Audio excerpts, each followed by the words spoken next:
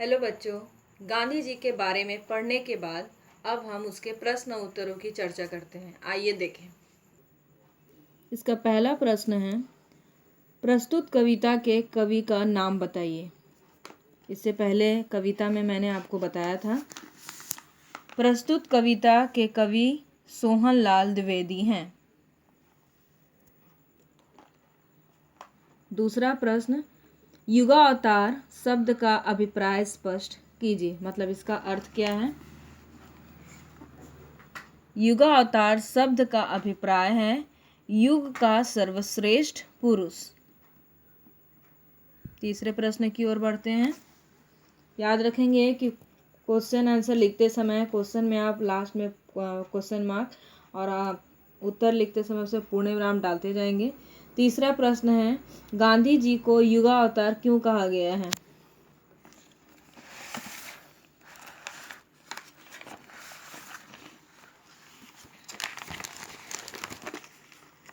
तीसरा का आंसर है, गांधी जी को युगावतार कहा गया है क्योंकि गांधी जी ने देश को स्वतंत्र कराने में अहम भूमिका निभाई थी। पूर्ण विराम। वे अहिंसा नीति का पालन करते थे जिससे सारा देश उनका अनुसरण करता था। मतलब उसके बताए हुए रास्तों पर चलता था। चौथा प्रश्न है, रणभेरी तेरी बजती है, किसकी कौन सी रणभेरी बजती है। इसका उत्तर होगा, गांधी जी की रणभेरी देश को आज़ाद करवाने के लिए बजती है। अगला प्रश्न है, राजतंत्र के खंडहर किसे कहा गया है।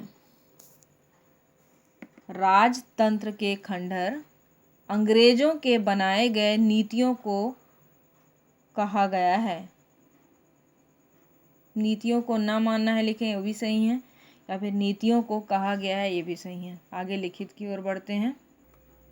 लिखित का पहला प्रश्न है, गांधी जी के संकेत पर करोड़ों भारतवासी किस लिए तैयार हो जाते थे। उत्तर होगा, गांधी जी के संकेत पर करोड़ों भारतवासी तैयार हो जाते थे क्योंकि गांधी जी सत्य और अहिंसा का पालन करते थे। पूर्ण विराम। भारतवासी उन्हें अपना आदर्श मानते थे और उन्हें विश्वास था कि वह गांधी जी का साथ देकर एक दिन वह गुलामी की जंजीरों को तोड़कर स्वतंत्र हो जाएंगे। अगला प्रश्न है, तुम बोल उठे युग बोल उठा से कवि का क्या अभिप्राय है।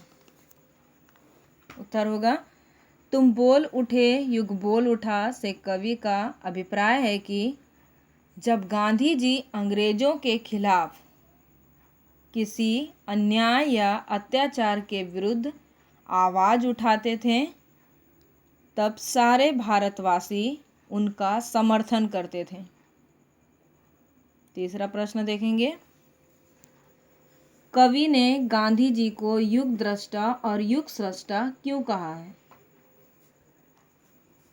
उत्तर होगा, कवि ने गांधी जी को युग द्रष्टा और युग स्रष्टा कहा है क्योंकि वह अंग्रेजों के नीतियों और कार्य को बेहतर रूप से समझते थे और उन्हें जानते थे।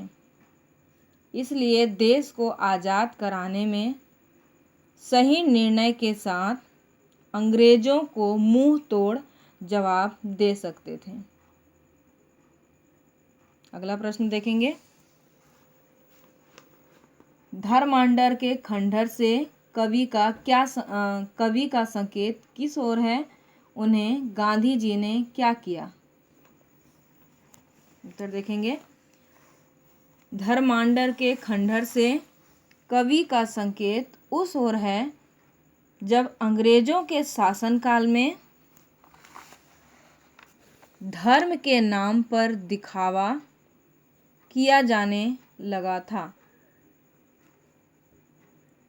गांधी जी ने उनका विरोध किया और धर्म के नाम पर हो रहे भेदभाव को खत्म कर दिया और सत्य अहिंसा के राह पर सबको चलना सिखाया।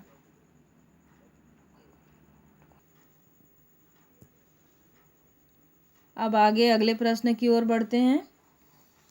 5वां प्रश्न है, कविता के आधार पर गांधी जी के चरित्र की कम से कम 4 विशेषताएं बताइए। देखते हैं इसमें।